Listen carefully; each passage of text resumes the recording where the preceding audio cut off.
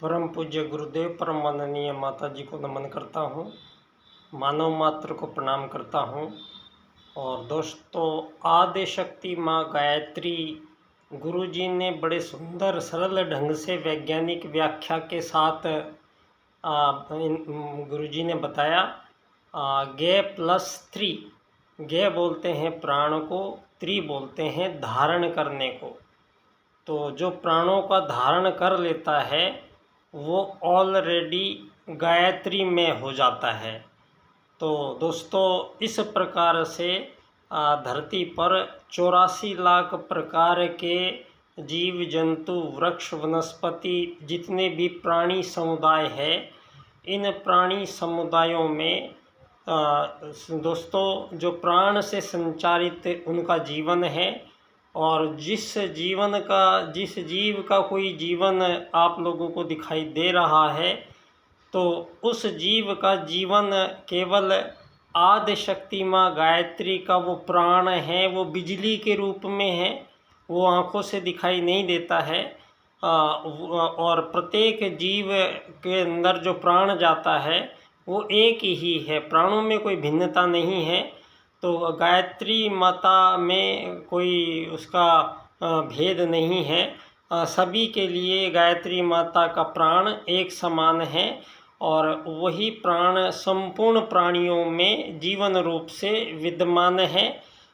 ये सारे संसार के मानवों के लिए जो भ्रम और की स्थितियां हैं, उन सब का निराकरण और निवारण करने का ही ये पूरा पराक्रम उपक्रम में जो परम पूज्य गुरुदेव ने दोस्तों विचार क्रांति अभियान के नाम से प्रारंभ हुआ। और दोस्तों, अखंड दीपक की साक्षी में परम पूज्य गुरुदेव के 24 साल की अथक तपश्चर्या और उसका संपूर्ण जीवन का दोस्तों पल पल का नियोजन, और अपने परम पूज्य गुरुदेव भी दादा गुरु जी के मार्गदर्शन में दोस्तों इस सारे संसार को विचार क्रांति अभियान के तहत जो प्रज्ञा अवतार के रूप में स्वयं महाकाल धरा पर आते हैं। और भारतीय सनातन संस्कृति की जो आधारशिला है वो केवल 2 ही बातों पर टिकी हुई है दोस्तों। एक तो है यहाँ पर परमात्मा जब भी अधर्म बढ़ता है और धर्म की स्थापना करने के लिए यहाँ परमात्मा स्वयं शरीर धारण करके आते हैं और यहाँ की विश्व की संपूर्ण व्यवस्थाओं को संभाल के जाते हैं। अवतार चेतना का आगमन दोस्तों, वो परमात्मा रूपी जो आत्माएं तो सभी हैं, आत्मा में विशेष तौर से परमात्मा सत्ता स्वयं उस आत्मा के रूप में धरा पर आते हैं। ऐसा ये हमारे जो मान्यताएं रही है आज तक। हमारी भारतीय संस्कृति के जितने भी तत्व हैं दोस्तों, आज सारी दुनिया के समक्ष ये बात साबित हो जाएगी कि सभी वैज्ञानिक तथ्यों से अभिपूरित है। तो वैज्ञानिक तथ्यों से ही ये सब हमारे जो आदि प्राचीन सनातन भारतीय संस्कृति है उसकी ये मान्यता, यहाँ अवतारवाद का आगमन यहाँ 9 बार हो चुका है धरती पर दोस्तों। और ये 10वीं बार प्रज्ञा अवतार के रूप में स्वयं महाकाल धरती पर, और आते ही दोस्तों युग परिवर्तन का शंखनाद। युग परिवर्तन जो शब्द है वो किसी मानव के बस की बात नहीं है दोस्तों। ये तो परमात्मा चेतना अवतार लेके ही आती है धरा पर और तब वो ये बात करती है। तो उन्होंने अपना जो संपूर्ण जीवन इस सारे संसार के कल्याण के लिए विभिन्न जितने आध्यात्मिक प्रयोग आज तक हुए धरा पर, उन्होंने जो यहाँ लुप्त प्राय वो योग विद्याएं हो गई थी, परम पूज्य गुरुदेव ने वो सभी साधनाएं दोस्तों पूर्ण की हैं जो आज तक ये हमारे ऋषि महर्षियों ने की है। उसके परिणाम स्वरूप दोस्तों परम पूज्य गुरुदेव ने एक सारे संसार के लिए उसको अब तो कई भाषाओं में प्राप्त है, सारे संसार के लिए दोस्तों जो आगामी जो विश्व आ रहा है उसको परम पूज्य गुरुदेव के दोस्तों सतयुग की वापसी के रूप में कहते हैं। तो दोस्तों सतयुग की वापसी के रूप में यहाँ धरती पर पुनः यहाँ जो युग निर्माण योजना के अंतर्गत परम पूज्य गुरुदेव के निर्देशन में सारे संसार में दोस्तों परम पूज्य गुरुदेव ने जो पूरा अपना युग परिवर्तन का जो आधार है दोस्तों, ये 2 वेद सूत्र प्रदान हुए हैं संपूर्ण जीवों को सर्वप्रथम, क्योंकि पहले वेद आए हैं। वेद ज्ञान परावाणी से उसी परमात्मा सत्ता का है। और यहाँ पर दोस्तों जो प्रथम भाषा भी बोली गई मानवों के द्वारा वो संस्कृत भाषा बोली गई। और ये संस्कृत का इतना विपुल और इसका अद्वितीय और अद्भुत और गहन इसका जुड़ाव है। और मंत्र शक्ति दोस्तों जो यहाँ धरती पर प्रारंभिक जो मानव आए हैं वो आज सारी दुनिया को प्रगलित क्या हुआ है, चार्ल्सवाद डार्विनवाद के अनुसार मानव को कि मानव एक कोशिकीय जीव से बहुकोशिकीय में आया, पहले वो पानी में मछली बना, मछली से फिर बंदर बना, बंदर से फिर इंसान बने। तो इस प्रकार की अवधारणाएं सारे संसार में जो फैलाई गई उसका परिणाम मानव को एक जानवर के तौर पे ही विकसित प्राणी मान लिया गया।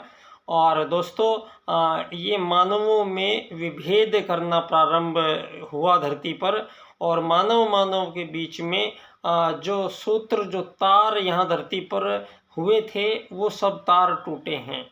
दोस्तों यहाँ धरती पर प्रथम अब ये स्पष्ट हो चुका है संसार भर में जितनी भी शोधें हो रही हैं और पुरातत्व की जितनी भी संसार भर में आज की तारीख में जो शोध और खोज हुई है वो यहाँ तक हो चुकी है कि सारे संसार में जहाँ भी खुदाई हुई है वहाँ पर हमारे सनातन भारत के जो हमारे देवी देवता इंद्र वरुण शिव लिंग ये सारे संसार में इनकी ही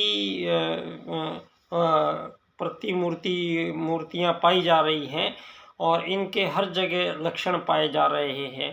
तो दोस्तों यहाँ आज तक ये जो बात बताई गई थी ये पिछले 2500 वर्षों में ईसा के आगमन के बाद के जीवन क्रम की जो गाथा लिखी गई है आज तक मानवों को, दोस्तों ये बिल्कुल भी सच नहीं थी और आधे अधूरे ज्ञान पे टिकी हुई बातें सारे संसार भर में फैलाकर मानवों के बीच ही विभेद पैदा करते हुए सूत्रों की रचना की। यहाँ लोगों ने मानव के द्वारा मानव का ही शोषण करने का और लंबे काल तक शोषण चलने का जो इन लोगों ने प्रारंभ किया धरती पर, दोस्तों ये सारी की सारी बातों का आज मूल्यांकन करने का ये समय है। दोस्तों अब ये बात स्पष्ट हो चुकी है कि धरती पर प्रथम मानव का आगमन भारत में उत्तराखंड क्षेत्र के नीचे के भाग में हुआ है और वो प्रथम मानव मनु थे। और मनु का जब जो परिवार बड़ा हुआ, पहली बार जो मकान बनाकर उत्तराखंड क्षेत्र के नीचे के भाग में रहना शुरू किया, वो जो परिवार था मनु का बड़ा परिवार हुआ तो वो आर्यों का परिवार था। धरती पर यहाँ से ही मानवों का आगमन हुआ है और इसके अलावा कोई नहीं है। दोस्तों आज तक जितने भी आज ये धर्म, इतने सारे धर्म जो दुनिया में बता दिए गए हैं, दोस्तों ये इतने सारे धर्म नहीं हैं धरती पर। आज धर्मों की वजह से यहाँ पर पिछले 2500 वर्षों से अत्यधिक मानव ही मानव का कत्लेआम जारी है और धरती पर ऐसी अज्ञानता फैलाई गई है कि सबसे बड़ा ऐसे कुछ चीज़ें हो गई हैं धरती पर मानवों के द्वारा जो पूर्ण रूप से हो ही नहीं सकता है, लेकिन मानव वही चीज़ करने पर तुला हुआ है। तो उल्टे रास्ते पर चलने का जो कार्य 1000 वर्षों से चल रहा है दोस्तों, तो यहाँ पर अब जिस समय हम बात कर रहे हैं ये साधारण समय नहीं है। ये वो समय है जब यहाँ परम पूज्य गुरुदेव 18 सूत्रों की रचना करके और उस पर नए युग का नया संविधान लिखे जाते हैं।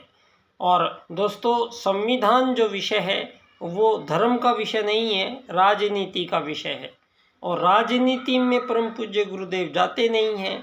तो लेकिन भविष्य में जो उनको युग परिवर्तन होना है, तो उसमें विश्व के जो आज अलग अलग सीमा रेखाएं कटती बढ़ती ही जा रही है और धरती पर ये आज़ाद देशों के रूप में जो एक असंभव सी ये जो मानव की मूर्खता वसी ही समझो, लेकिन चलो आज तक जो होता आया है वो शायद पीछे के काल के हिसाब से सही है।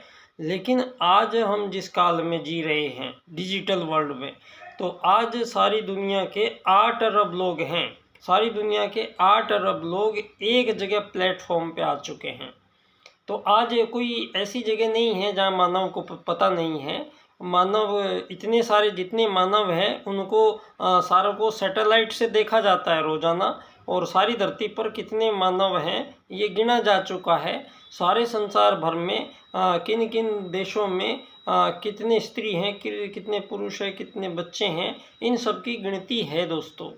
तो सारे संसार में ये आज जो विभिन्न धर्मों के नाम पर अलग अलग धर्म बने हुए हैं, तो परम पूज्य गुरुदेव ने घोषणा की है कि अब और कोई मार्ग नहीं है। अब सारे विश्व को गुरु जी बोलते हैं एक धुरी पर इकट्ठा होना पड़ेगा।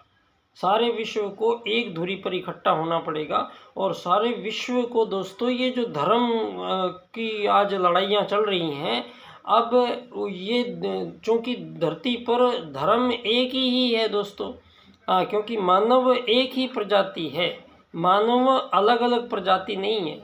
आज पूरी दुनिया में दोस्तों कुछ इस तरह की मान्यताएं हो गई हैं। शायद जितने भी मुस्लिम लोग हैं वो ये मानते हैं कि हमें अल्लाह ने बनाया है, अल्लाह ने पैदा किया है। और क्रिश्चियन लोग ये समझते हैं कि हमें ईसा मसीह ने पैदा किया है। और अलग अलग धर्मों से हिसाब से सोचते हैं कि हमारे जो वो हैं पैगंबर हैं उन्हीं ने हमें पैदा किया है। तो आज दुनिया में इतने ज़्यादा विभेद मानवों के बीच हो चुके हैं कि पिछले 1000 वर्षों से मानवों के द्वारा कुछ गलतियां यहाँ पर प्रारंभ की गई जो पहले नहीं थी। दोस्तों, यहाँ आज जितनी भी हम बात को एक एक लेके चलेंगे, मानवों के बीच किसी भी प्रकार का कोई भी विभेद नहीं किया जा सकता। धरती पर दोस्तों परम सत्ता परमात्मा ने 84 लाख प्रकार के जीव शरीरों का, अलग अलग शरीरों का निर्माण जितना किया है, उसी प्रकार से उन्हीं 5 तत्वों से वो बने हैं, उन्हीं 5 तत्वों से मानव का शरीर बना है। और दोस्तों, आत्मत सर्वभूतेषु और वसुधैव कुटुंबकम, ये वैदिक सूत्र जो दिए गए हैं, ये धरती पर 84 लाख प्रकार के जितने भी जीव जंतु हैं दोस्तों, ये सब के सब इन 2 सूत्रों के अनुसार ही अपना जीवन क्रम पूर्ण करते चले आ रहे हैं। हाँ, हजारों लाखों साल से मानव के साथ साथ दोस्तों। तो इनके जो जीने के लिए जो परमात्मा का, जिसको हम आज वेद कह रहे हैं, जो ये वेद ज्ञान है, ये केवल मानवों के लिए ही नहीं है दोस्तों। जो ये वेद ज्ञान है, ये सृष्टि के संपूर्ण जीव इसको धारण करते हैं, समझते हैं। सृष्टि का प्रत्येक जीव उसी प्रकार अपने जीवन को आत्मत सर्वभूतेषु और वसुधैव कुटुंबकम के दायरे में प्रत्येक जीव उसी हिसाब से जीता है। तो आज तक दोस्तों धरती पर किसी भी जीव को भूखा नहीं मरना पड़ता है। इसका जो ये भूखा मरने वाली बात आई है धरती पर दोस्तों, ये भूखे मानवों के बीच ही ऐसी व्यवस्थाएं पनपाई गई हैं जिससे यहाँ मानव ही भूखे मरते हैं। आज भी मर रहे हैं, आज भी भूख से मरते हैं लोग दोस्तों। तो ये जो मानवों के बीच में ये जो मानव जीवन की आवश्यकताएं हैं जितनी भी, इन आवश्यकताओं को एक संघर्ष बना दिया गया है। मानव को ऐसे उद्देश्य दिए गए हैं जिन उद्देश्य का कोई भी मतलब नहीं निकलता है। सबसे बड़ा उद्देश्य आज मानव के सामने जो दिया गया है दोस्तों, धरती का हर आदमी धरती पे 50 गज धरती को खरीदना चाहता है, 100 गज धरती को खरीदना चाहता है, और यहाँ पर लोग इस धरती को लाखों करोड़ों के भाव से इसको बेचते हैं। यहाँ बेचने वाले भी हैं और धरती को खरीदने वाले भी हैं। दोस्तों, यहाँ पर एक ऐसी प्रक्रियाएं चल रही हैं जो हो नहीं सकता है। कैसे? क्योंकि यहाँ पर धरती पर जो भी प्राणी जन्मेगा उसकी मृत्यु निश्चित है। तो उसको जो समय मिला है, उस समय के लिए वो धरती का केवल एक यात्री ही कहला सकता है। जो परमात्मा के जो सूत्र हैं, आत्मत सर्वभूतेषु, वो सूत्र ये कहता है कि अगर मक्खियाँ हैं तो वो मक्खियाँ सब एक प्रजाति हैं। जो तोता है वो सब एक प्रजाति हैं। उनके रंग अलग अलग हो सकते हैं, चाल ढाल अलग हो सकती है, लेकिन वो सब एक ही प्रजाति के हैं। वो शक्लों में अलग अलग हो सकते हैं, लेकिन वो सब एक ही प्रजाति के जीव हैं। और धरती पर मानव भी एक ही प्रजाति का जीव है। तो निश्चित तौर पर जिस मानव जाति का जो आगमन धरती पर हुआ है, आज दोस्तों नासा के द्वारा जो पिछले दिनों में यहाँ पर एक उन्हीं के द्वारा हमारा हल हुआ, जो लोग हमें पिछले 150-200 साल से भगवान श्री राम के अस्तित्व को नकारते चले आ रहे थे और भारत को कह रहे थे सपेरों का देश है, और भारत में कहते थे ये कहानी किस्से हैं इनके पास और कुछ नहीं है। तो इस प्रकार से आज तक हमारी संस्कृति का उपहास लोगों ने उड़ाया है, और हमारे जो सनातन जो मानव को जन्म देने वाली जो संस्कृति है, उसको आज ऐसा बनाया गया दोस्तों कि आज वो संस्कृति अपने अंतिम दम तोड़ दे। इसके प्रयास विश्व निकाय स्तर पर कोई विश्व बैंक बनाकर, कोई यूएनओ बनाकर, कोई मानवाधिकार बनाकर धरती पर हमारे भारत में दोस्तों पिछले 15-20 साल में हमारे माननीय सुप्रीम कोर्ट ने कुछ ऐसे निर्णय दे दिए हैं जो लैंगिक समानता के आधार पर, लेकिन मानवों को व्यभिचार बनाने की और प्रवृत्ति में सहायक, उनको पूर्ण स्वतंत्रता प्रदान करते हुए ऐसे वो दिए गए कि आज सबसे बड़ी जो बात हुई है, और धरती पर कोई एक भी मानव नहीं बोला, कोई राजनेता, कोई ये इतने धार्मिक संस्थान चलते हैं भारत में, इतने ठेकेदार चलते हैं धर्म के, संस्कृति के, इतने आंदोलनकारी है ये सड़कें रोकने वाले, पुल तोड़ने वाले, लेकिन भारत देश के सुप्रीम कोर्ट ने जिस समय व्यभिचार शब्द हटाया दोस्तों, यहाँ धरती पर जो व्यभिचार, जो मानव व्यभिचार की डेफिनेशन दोस्तों यहाँ पर जाननी है, तो उसका आगमन जब धरती पर प्रथम बार भगवान आए, वो थे भगवान श्री राम आए थे। तो श्री राम भगवान जब धरती पर आए थे, तो केवल वो धरती पर जो बिगड़ने को चला था, उन्होंने उसी समय प्रथम बार में ही यहाँ धरती पर दोस्तों मर्यादा की स्थापना करने आए थे।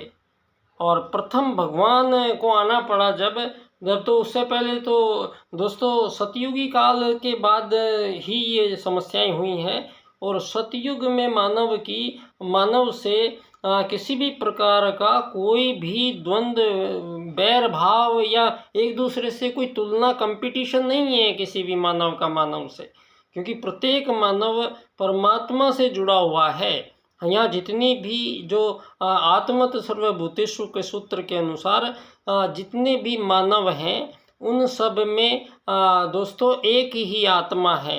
ये बात दोस्तों धर्म क्षेत्र में पहुँचा दी गई, और दुनिया भर के धर्म क्षेत्र में लोग ये मानते हैं कि हम एक आत्मा है, हम एक सौल है, हम एक रूह है, ये सारी दुनिया मानती है।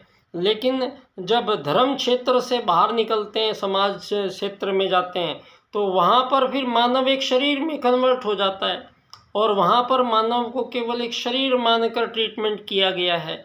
तो धरती पर जितनी भी समस्याएं पैदा हुई है, वो जब मानवों के लिए मानवों ने कोई भी नीतियां बनाई हैं, तो मानव है कौन इस चीज़ को भुला के बनाया गया है।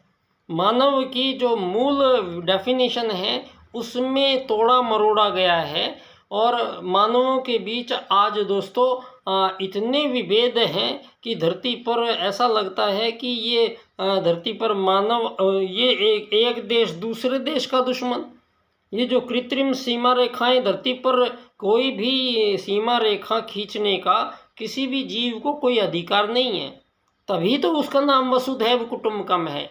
दोस्तों, जब वसुधैव कुटुंबकम बोला जाएगा कहीं, तो उसके बीच में फिर ये जो आप कह रहे हैं आज़ाद देशों की सीमा रेखाएं, ये तो बचती ही नहीं है। फिर जब यहाँ पर आत्मत सर्वभूतेषु और वसुधैव कुटुंबकम के सूत्रों के अनुसार धरती पर मानवों के लिए राजनैतिक रूप से जो व्यवस्थाएं बनाई जाएंगी, फिर जो आज मानवों के साथ ये 2500 सालों में मानवों को यहाँ सबसे बड़ी जो तकलीफ़ हुई है, वो है ये गरीब अमीर बनाना मानवों को।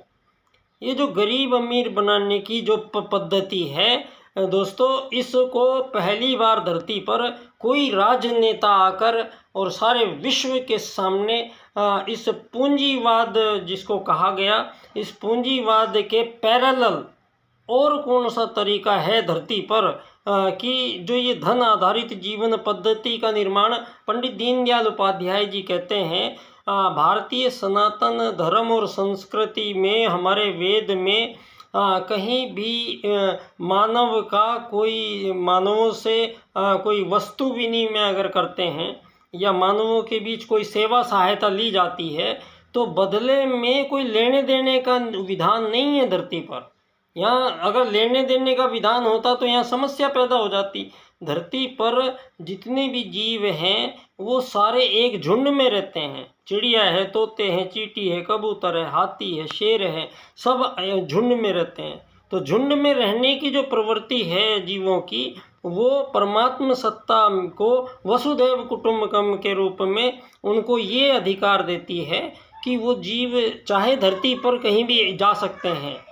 धरती पर जितने भी जीव हैं, यहाँ दोस्तों हमारे देश में दक्षिण अमेरिका तक के पक्षी हैं जो साल भर में यहाँ आते हैं। और हमारे इधर से कितने ऐसे पक्षी हैं, कई बार व्हेल मछली दोस्तों बहुत दूर तक निकल जाती है। तो यहाँ आसमान में दोस्तों जो पक्षी उड़ रहे हैं, यहाँ जो दूसरे जीव जंतु रह रहे हैं, आज सारी दुनिया में मानव को क्या समझ रहे हैं, ये तो इम्पोर्टेंट है ही है। लेकिन उससे भी ज़्यादा इम्पोर्टेंट बात हो गई है कि धरती पर मानवों का अन्य जीव जंतु वृक्ष वनस्पतियों के प्रति जो व्यवहार हुआ है दोस्तों, वो सबसे चिंतनीय पक्ष है धरती पे मानव के समक्ष। क्यों? क्योंकि यहाँ दोस्तों ये बात साबित हो चुकी है कि जितने भी जीव जंतु हैं उनमें जो निवास करता है, जो उनको जीवन दे रहा है, उनके अंदर जो है जो वो एक आत्मा है। अब ये आत्मा, ये मानव में भी वही आत्मा है और चिड़िया, तोते, कबूतर, हाथी, शेर, बंदर, इनमें भी वही आत्मा है। तो दोस्तों ये बड़ा स्पष्ट है कि परमात्मा ने, क्रिएटर ने जब क्रिएशन जो है धरती पर दोस्तों, क्रिएशन तभी होती है जब कोई क्रिएटर होता है। पहले धरती पर जो लिखा जाएगा शब्द वो है क्रिएटर। अगर क्रिएटर आप लिख देते हो तो उसके बाद आप क्रिएशन बोल सकते हो, लिख सकते हो। तो पहले क्रिएटर, तो क्रिएटर मतलब अब ये इसमें क्रिएटर सारी दुनिया को इसमें झंझटबाजी करने की ज़रूरत नहीं है कि वो क्रिएटर है कहाँ और कैसा है, क्योंकि वो तो हर जगह है। और परमात्मा सूक्ष्म है दोस्तों, वो रेज के रूप में है, वो वाइब्रेशंस के रूप में है, उसको आँखों से नहीं देखा जा सकता। तो परमात्मा जो सर्वव्यापी सत्ता है, जिसने संपूर्ण चीज़ों को रचा है दोस्तों, वो स्वयं उसका कोई आकार प्रकार नहीं है, वो कंपनों के रूप में रहता है, आँखों से दिखाई नहीं देता है। तो दूसरा जो जीव बैठा है सामने, तो दोस्तों अलग अलग शरीरों के ये जो आकार प्रकार बनाए गए हैं, इनके बनाने में जो प्रक्रिया है, मिट्टी है, अग्नि जल पृथ्वी वायु आकाश, 5 तत्वों से ही सब बने हैं। तो अब इनके शरीर में प्राण आदिशक्ति माँ गायत्री है। तो आदिशक्ति माँ गायत्री किसी भी प्राणी में जब प्रवेश करेगी तभी जीवन प्रारंभ होगा। तो अब इन शरीरों में किसी भी प्रकार का कोई अंग ऐसा नहीं है जो प्राण को धारण कर सके। दोस्तों मृत्यु के पश्चात प्राण सामने ही रहता है नाक के, लेकिन वो अंदर नहीं जाता है, और आप अंदर भेजोगे भी तो वो कोई धारण नहीं कर सकता, प्राण को पकड़ नहीं सकता, तो प्राण कोई काम नहीं आते हैं फिर। तो ये स्पष्ट है कि जब इस शरीर के अंदर कोई एक ऐसी चीज़ आई है जिससे उसने प्राण को धारण कर लिया है, तो दोस्तों वो है आत्मा। तो दोस्तों परमात्मा जो स्वयं सूक्ष्म है, तो उसका जो अंश है आत्मा, वो भी सूक्ष्म है, उसको भी आप आँखों से नहीं देख सकते, लेकिन उसका आगमन ही होगा जब किसी जीव में, तब ही उसके बाद आदिशक्ति माँ गायत्री की बिजली उस प्राणी में प्रवेश करेगी और वो प्राणी कहलाएगा, वो जिंदा होगा। और इसका दूसरा उदाहरण दोस्तों, धरती पर जितने भी छोटे छोटे जीव जंतु हैं, वो सब मानव की भाषा समझते हैं। इस मानव जो भी कहता है, चिड़िया में पता नहीं दिमाग है या नहीं है, कितना है पॉइंट भर, तोते में कितना है, शेर में कितना है, हाथी में कितना है, लेकिन वो क्या भाषा है उनकी, क्या खाते हैं, कैसे रहते हैं, हमें तो नहीं पता लगता है। लेकिन दोस्तों मानव चाहे वो अंग्रेजी में बोल रहा है, हिंदी में बोल रहा है, तमिल में बोल रहा है, लेकिन ये जो जीव जंतु हैं ये उसकी सारी भाषा को समझ जाते हैं। दोस्तों इसका उदाहरण आप एक सर्कस में देख सकते हो। सर्कस में दोस्तों जब मानव इशारा करता है तो इशारों को ही एक चिड़िया तोता समझ जाता है, इशारों से वो बोलना शुरू कर देता है, उड़ना शुरू कर देता है, इशारों को वो हाथी शेर को नतमस्तक कराता है। तो इशारों बोलता भी नहीं है, तो इशारों तक को समझने की क्षमता जब अगले सामने वाले जीव में है, तो आप उसको कैसे कह सकते हो कि वो आपसे कम है। जो जीव मानव के साथ व्यवहार कर रहा है, मानव कुछ कह रहा है और वो समझ रहा है, और वो जीव है छोटा सा बिल्कुल, लेकिन वो जीव आपके कहे अनुसार कार्य करके दे रहा है आपको, तो इसका मतलब ये स्पष्ट होता है कि वो जीव चाहे कैसा भी है, छोटा बड़ा, लेकिन जो आप उसको बोल रहे हो, जो मानसिक किरणें उसको भेज रहे हो, तो वो जीव उसको धारण करता है, वो चाहे छोटा जीव है चाहे बड़ा जीव है।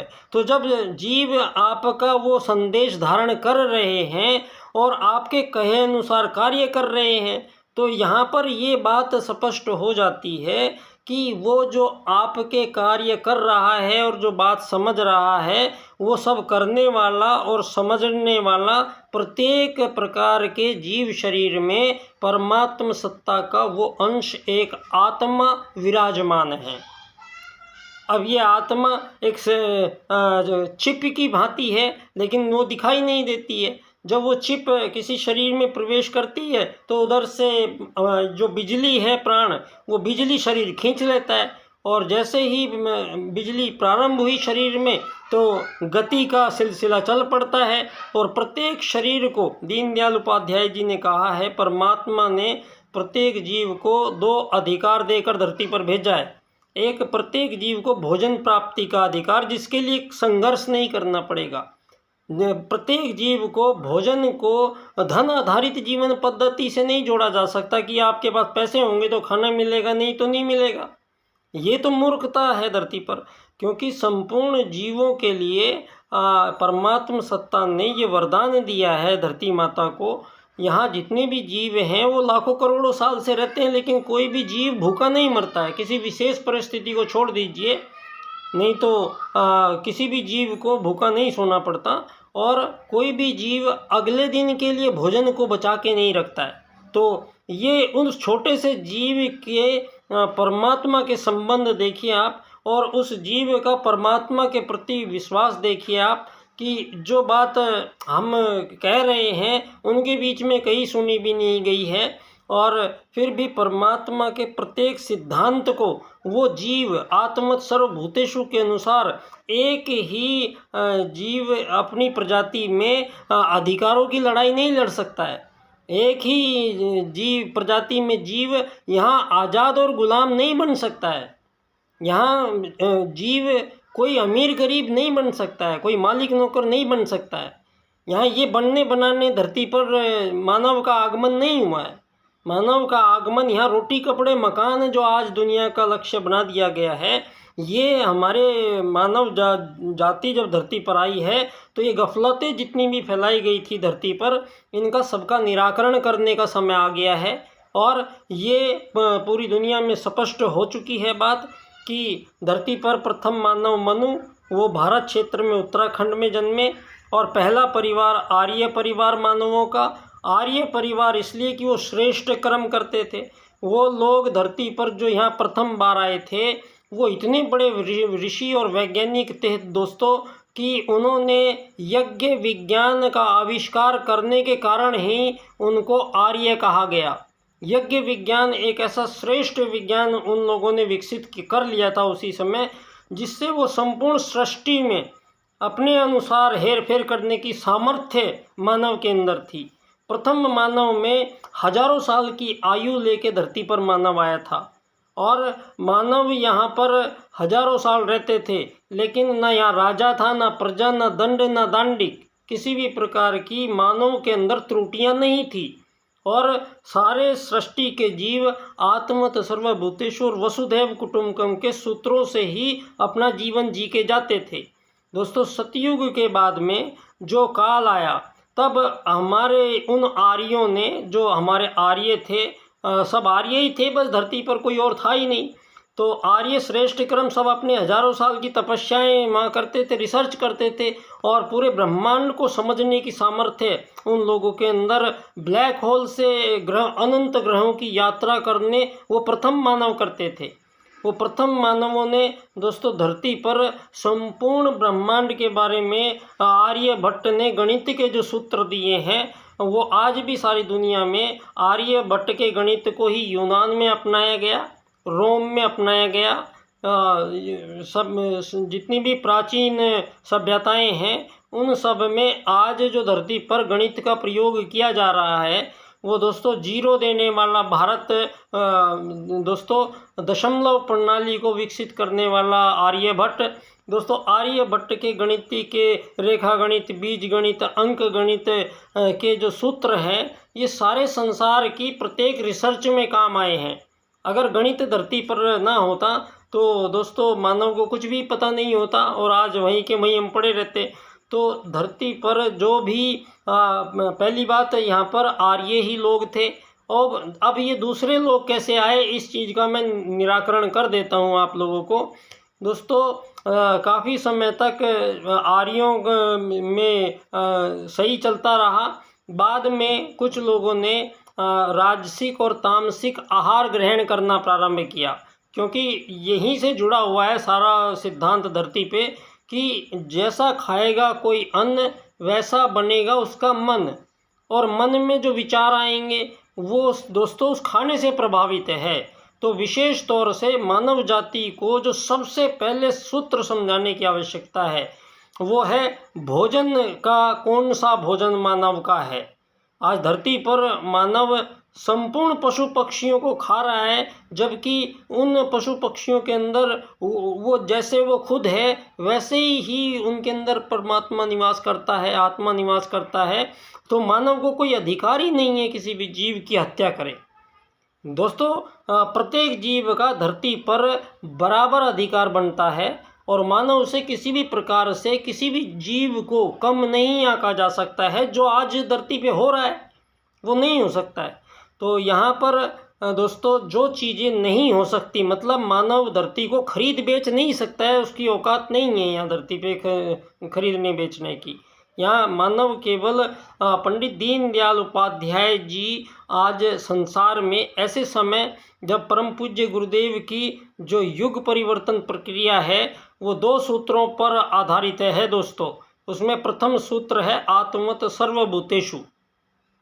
अब ये आत्मवत् सर्वभूतेषु को धर्म में लोग कहते रहे थे आज तक, लेकिन परम पूज्य गुरुदेव ने दोस्तों पहले ही युग परिवर्तन करना है जिसको, तो वो तो पहले सारी कायनात के बारे में सोचेंगे और सारी कायनात के बारे में अपने अपने, जब राम भगवान आते हैं तो साथ में हनुमान जी को लेके आते हैं। अब एक इस बार ऐसा हुआ कि परम पूज्य गुरुदेव ने अपने ही आगरा जिले के चंद्रभान नंगला गांव के पंडित दीनदयाल उपाध्याय जी का चुनाव किया था उसी समय।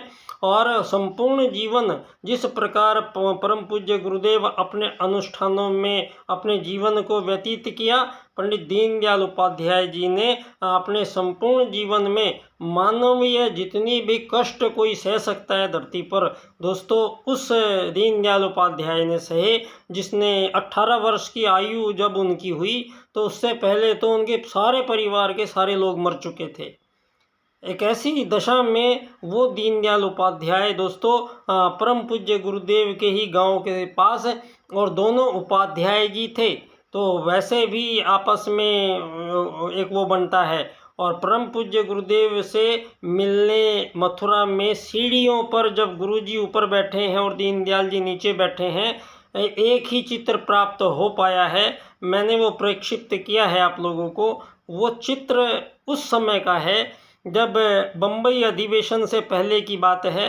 तो जब परम पूज्य गुरुदेव से दीनदयाल उपाध्याय जी ने भारत की राज्य की नीति क्या होनी चाहिए इस पर परम पूज्य गुरुदेव से चर्चा चल रही थी। उस समय परम पूज्य गुरुदेव ने भारतीय राजनीति को दीनदयाल जी को आत्मवत् सर्वभूतेषु का जो सूत्र है उसको राजनीति में सिद्ध करने के लिए परम पूज्य गुरुदेव ने दीनदयाल उपाध्याय जी को ये आदेश दिया। और पंडित दीनदयाल उपाध्याय जी दोस्तों आजीवन ब्रह्मचर्य से रहते हुए शादी नहीं की, पूरा जीवन दोस्तों राष्ट्र के नाम समर्पित करते हुए, और एक अदना सा बालक दोस्तों वहाँ दिल्ली में जाके और जवाहरलाल नेहरू के सामने दोस्तों एकदम से टकराया। और बहुत ही जल्दी जब उन्होंने बम्बई अधिवेशन में अपने 4 राजनीतिक सूत्र प्रस्तुत किए, दोस्तों पहला सूत्र उन्होंने जो दुनिया में आज मानव को शरीर मानकर जो उपभोक्तावाद तक मानव को ले आए हैं, उनको मानव की पहचान कराते हुए पंडित दीनदयाल उपाध्याय जी एकात्म मानववाद का राजनीतिक सिद्धांत सारे संसार के सम्मुख प्रस्तुत करते हैं। अब जब ये एकात्म मानववाद का सिद्धांत से अगर दुनिया की राजनीति को चलना पड़े आगे, तो सारे मानवों के बीच संपूर्ण विभेदों का समापन, धरती पर आज तक हजारों वर्षों से चले आ रहे जितने भी युद्ध, शोषण, वध, हत्याएं मानवों के बीच है, सभी का समापन होगा। दोस्तों एक ऐसी राजनीतिक व्यवस्था का निर्माण पंडित दीनदयाल उपाध्याय जी के 4 सूत्र करते हैं जिसमें मानवों की जितनी भी समस्याएं धरती पर आज तक है उन सभी समस्याओं को पूर्णतया निराकरण कर दिया गया है। और धरती के 8 अरब मानवों को दोस्तों परम पूज्य गुरुदेव के जो सतयुग की वापसी के रूप में धरती पर मानव आ रहे हैं, दोस्तों वो पंडित दीनदयाल उपाध्याय जी के 4 राजनीतिक सूत्र, इस क्रम से इनकी व्याख्या की है मैंने। आर्थिक लोकतंत्र द्वारा अर्थायाम आधारित एकात्म मानववाद की स्थापना जब हम कर लेंगे तो धरती पर अंत्योदय की प्राप्ति तब होगी। अंत्योदय दीनदयाल उपाध्याय जी का अंत के व्यक्ति को लाभ देना नहीं है, अंत के व्यक्ति को उदय करना है। और अंत है पहले बाद में जितनी भी धरती पर मानवों के बीच रेखाएं हैं, इन संपूर्ण रेखाओं का एक ही रेखा बनेगी धरती पर जिस पर 8 अरब लोग खड़े होंगे और उस रेखा पे एकात्म मानववाद की राजनीति लिखा होगा। और पंडित दीनदयाल उपाध्याय जी ने दोस्तों जो आपकी हजारों सालों से चली समस्याएं, फिर बाद में उनका अनुसरणशील समाज, आज मानव यहाँ को क्या सही है क्या गलत है ये तक सोचने का समय नहीं है, और सारी दुनिया बस उनको फॉलो करने की आदि चली आ रही है। तो दोस्तों उनकी वो जो डाई थी वो बहुत गहरी थी, उन लोगों की डाई अब बदलने का समय आ गया है। अब ये उस सनातन भारत पे आज बात आ गई है जहाँ सारी दुनिया ने ये मान लिया है कि 7000 साल पहले भगवान श्री राम थे। तो ये जो जितने भी ये गुलाम बनाने का फिर आज़ाद करने का जो ये परंपरा जो आई है, ये केवल 2500 वर्षों में मानवों के बीच आई है। इससे पहले कोई आज़ाद गुलाम नहीं था धरती पर, कोई मानवों के बीच में यहाँ विभेद नहीं किया जा सकता था, क्योंकि आत्मत सर्वभूतेषु के सूत्र से चलना है। तो यहाँ धरती पर दोस्तों गुलाम बनाया गया, फिर उनको टुकड़ों में आज़ादी बांटी जा रही है, और धरती पर युद्ध करवाए जा रहे हैं और आज़ादियाँ बांटी जा रही है। और आज़ाद देशों में दोस्तों जिस भी आज़ाद देशों में सरकारें चलनी हैं, वो सारी सरकारों को आर्थिक वैश्वीकरणवाद से चलाने की बाध्यता पहले है, उसके बाद में उनको आज़ाद होने का सर्टिफिकेट मिलेगा। तो जितने भी आज़ाद देश धरती पर हैं, उन सब को जो संचालित करने वाला है मूल रूप से वो है पूंजीवाद। तो सारी दुनिया को आज जो चला रहा है वो है धनपति लोग। तो दोस्तों ये एक एकत्रीकरण जो धरती पर हुआ है, ये मानवों के हाथ में जो शक्ति और ये सब चीज़ों का 10-20 लोग हैं जो दुनिया में, उन्होंने सारी दुनिया के आज़ाद देशों की सारी प्राकृतिक संपदाएं दोस्तों प्राइवेट सेक्टर के नाम पर सब बेच दी गई हैं। तो सारी दुनिया में कुछ लोग ऐसे हो गए हैं जिनके पास दोस्तों प्राइवेट सेक्टर में एलन मस्क को आसमान में अपना अलग स्टेशन बनाने की अनुमति दे दी गई है। धरती पर जब दोस्तों प्राइवेट सेक्टर को आसमान दे दिया गया है, तब फिर इन सरकारों का औचित्य ख़त्म होने को आ गया है। आज इनकी जो क्रिप्टो करेंसी है, अब टाटा के पैसे अलग हो गए, धीरू भाई अंबानी के पैसे अलग हो गए, जुकरबर्ग के पैसे अलग होंगे, तो फिर इन सरकारों का महत्व ख़त्म हो जाता है। तो दोस्तों यहाँ पर जो सनातन काल से ही जो राजनीतिक व्यवस्था का निर्माण धरती पर प्रथम बार आर्यों ने धरती पर प्रथम राजनीति का निर्माण किया था। और दोस्तों बाकायदा प्रथम राजनीति में 3 चुनाव लोगों के बीच में किए गए थे, जिसमें प्रथम चुनाव था मानव आर्यों के बीच कि धर्म से चलना है या अधर्म से चलना है। तो आर्यों ने धर्म का चुनाव किया। दूसरा था राजकता से चलना है या अराजकता से चलना है, तो आर्यों ने राजकता का चुनाव किया। और राजकता तो होगी, लेकिन कैसे होगी, नीति से होगी या अनीति से होगी, तो आर्यों ने नीति को चयन किया। तो धरती पर प्रथम राजनीति जो बनी आर्यों के चुनाव के बाद, वो बनी धर्म आधारित राजकता की नीति होनी चाहिए दुनिया में। तो राजनीति जो है वो धर्म आधारित होनी चाहिए थी। आज की जो राजनीति है उसने धर्म को एक कोने में खड़ा कर दिया है, और धर्म एक कोने में खड़ा है, और वो धर्म राजनीति के पास नहीं आ सकता है, बल्कि राजनीति आज धर्म के फैसले कर रही है दुनिया में। दोस्तों ये बिल्कुल विपरीत दिशा में मानवों को लेके जाया गया है, लेकिन अब हम नहीं चल सकते हैं। अब युग परिवर्तन है, और युग परिवर्तन में छोटी मोटी बात नहीं होगी। ये जो धरती पर अर्थायाम में दीनदयाल जी ने स्पष्ट किया है कि धरती पर सनातन भारतीय जो हमारी संस्कृति है उसमें मानवों के बीच कोई धन संबंधी विचार नहीं किया गया है। वेद में भी दोस्तों अर्थ का मतलब लक्ष्मी पैसा समझ लिया जाता है। उस चीज़ को आप निराकरण कर लीजिए, ठीक कर लीजिए। वेद में जो अर्थ का आशय है वो है मानव जब धरती पर आएंगे तो उनको कुछ समस्याएं यदि आती हैं तो तब सारे मानव एक जगह मिल के और उन समस्याओं को निराकरण करेंगे। समस्या को हल करेंगे।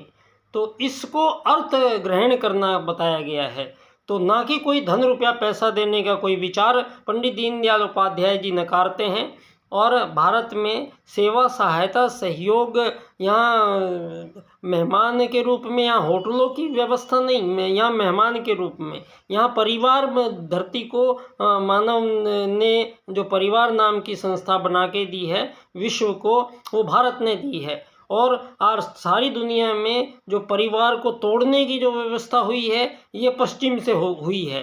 तो अब पुनः वो सतयुग की वापसी जब होगी, जब सारे मानवों की संपूर्ण क्रियाओं का पुनः निरीक्षण किया जाएगा। मानवों के बीच में जितनी भी ये समस्याएं आई हैं, वो उन समस्याओं के बीच में आने वाला कारक जो है वो मुख्य रूप से है धन रुपया पैसा। और ये कभी भी परमात्मा ने मानव को नहीं दिया है। और ये धन कोई पहले धन नहीं होता था दोस्तों। ये तो मैंने कई बार आप लोगों को निवेदन किया है। मेरे बचपन के समय मैंने आपसे बताया है, मेरे गांव में उस समय 2000 लोग रहते थे और किसी भी प्रकार का कोई इंस्ट्रूमेंट नहीं था, साइकिल घड़ी रेडियो टीवी कुछ नहीं था। और मिट्टी के तेल से आग जला के रोशनी होती थी। और गाय और बैल भैंसे जिनसे हम खेती करते थे, कोई ट्रैक्टर या कोई चीज़ नहीं थी उस समय। उस समय गांव में 2000 लोग रहते थे। और हम किसान हैं तो अनाज उगाते हैं, तो अनाज के समय ढेर लगाते हैं जब हम, तो उस समय मैंने देखा कि गांव में से नाई है, दर्जी है, बढ़ई है, कुम्हार है, लोहार है, सुनार है, दर्जी है, नाई है, पंडित जी हैं, ये सारे लोग वहाँ आते थे और अपने आप वो गिनती करके और अनाज तोलते थे और अपने बोरे में भर के ले जाते थे। और फिर सारे साल तक हमें जो भी हमारा काम होता था, हमें लकड़ी का काम है बढ़ई ने जाके कर दिया, दाढ़ी बढ़ गई है तो नाई घर पे बाल काट के गया, और जो भी चीज़ों की आवश्यकता थी मिट्टी का बर्तन कुम्हार दे के चला गया। तो इस प्रकार से हमारे सारे कार्य हो रहे थे। और केवल उस अनाज में दोस्तों उन सारे गांव वालों के काम हो रहे थे और उस गांव में 1 रुपया किसी के पास नहीं था। तो ये है पंडित दीनदयाल उपाध्याय जी का आर्थिक लोकतंत्र। और इस प्रकार से अर्थ ग्रहण करना है मानवों के बीच इस अमीरी गरीबी के हिसाब से, जो धरती पर चाहे आप कितना भी विकास कह लीजिए सारी धरती पर, इस सारे विकास से दोस्तों आज समझ में आ चुका है मानव के कि चारों तरफ प्रदूषण फैलाया है मानवों ने और सारे पर्यावरणों को सत्यानाश कर दिया है। और मानवों के बीच तो आज पूछिए मत, धरती पर कोई साथ रहने के लिए तैयार नहीं है। तो एक दूसरे के सब दुश्मन हैं, एक दूसरे से सब स्वार्थवश जुड़े हुए हैं और मानवता ख़त्म होती चली जा रही है। तो ऐसे में पुनः मानवता के स्थापन का जो सरंजाम है, इसमें 2 सूत्र है। प्रथम परम पूज्य गुरुदेव ने अखिल विश्व गायत्री परिवार, ये इसका नाम जो रखा है, इसका मतलब क्या होता है? इसका मतलब हुआ क्या? सारे विश्व के संपूर्ण प्राणियों का परिवार। ये केवल मानवों का परिवार नहीं है गायत्री परिवार, ये संपूर्ण प्राणियों का एक परिवार है धरती पर। उसी को वसुधैव कुटुंबकम कहा जाता है। और जब ये वसुधैव कुटुंबकम बनता है तब यहाँ पर साहब की आज़ाद देश नहीं, सारी दुनिया आज़ाद हो जाएगी लेकिन आज़ाद देश नहीं बचेंगे। तो अब सब तैयार हो जाइए आप एक ऐसी दुनिया बसाने के लिए। ये जो अलग अलग देशों में ट्रिलियन इकोनॉमी में सारी दुनिया को फंसा रखा है और किसी को विकसित बना दिया, किसी को अति विकसित, किसी को अल्प विकसित। और अभी मैंने एक बड़ी बेवकूफ़ी सुनी। अभी दोस्तों ये दुनिया के देश इकट्ठे हुए थे कहीं और वहाँ पर ये निर्णय लिया गया, बता रहे हैं कि धरती पर जो मानव चांद पे जो भी देश जाएगा तो वो उस देश का चांद हो जाएगा। जो जिस देश का मानव सूरज पे चला जाएगा, सूरज उसका हो जाएगा। तो ये मानवों के इतने महत्वपूर्ण, इतने बड़े निर्धारण करते समय सारी दुनिया क्या खा के बैठी है वहाँ पे कि ये सब होने कैसे दिया जा रहा है धरती पर। क्यों? क्योंकि ये सब पूंजी से चलता है और पूंजी कुछ लोगों के हाथ में है। अब वो लोग चाहे तो एक दिन में सारी इन आपकी जो आप आज़ाद सरकारें कह रहे हैं, इन आज़ाद सरकारों को पल भर में किसी भी देश में वो बदल सकते हैं, किसी भी देश में बर्खास्त कर सकते हैं। वो किसी भी देश में आपके हमले करके आपके अफ़गानिस्तान को पूरा राख बना सकते हैं, आपके इराक को ढेर कर सकते हैं, वो धरती पर यूक्रेन को मलबे का ढेर बना सकते हैं। वो चाहे तो कुछ भी कर सकते हैं, वो चाहे तो हिरोशिमा और नागासाकी बना सकते हैं। ये ताकत का दंभ और ये G5 बनाकर दोस्तों G5 के रूप में धरती पर सबसे बड़ा जो धरती पर मानव के प्रति हुआ है वो है ये G5 G10 बनाकर, जो ये कुछ धनी लोग सारी दुनिया पे अपनी चीज़ों को पहले टेक्नोलॉजी लेके आते हैं, अपने आप यूज़ करते हैं और जब वो बेकार होने लगती है उस टेक्नोलॉजी को फिर दूसरे मध्यम देशों में, गरीब देशों में एक पूरा ऐसा तंत्र बना के रखा हुआ है कि धरती पर किसी भी देश में जितने भी लोग हैं कभी चैन से नहीं जी पाएंगे।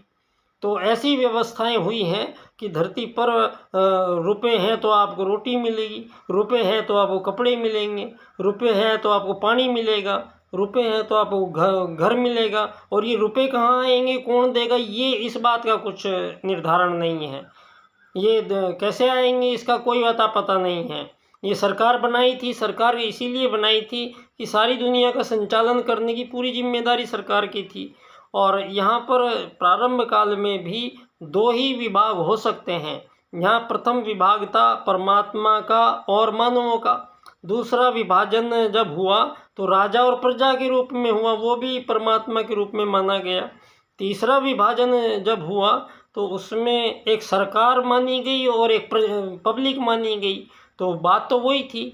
तो इसमें इन दो विभाग में कोई तीसरे विभाग को धरती पर लाने की अनुमति किसी भी मानव को नहीं थी। बावजूद इसके संसार भर के इन लोकतंत्र वालों ने दोस्तों इस प्राइवेट सेक्टर नाम के जिन्न को धरती पर पैदा किया है। और ये प्राइवेट सेक्टर जो है ये पूर्णतः अवैध है। धरती पर किसी भी प्रकार का ये प्राइवेट सेक्टर बनाकर और सारी दुनिया में आज सारी दुनिया इसके हाथ में रख दी गई है।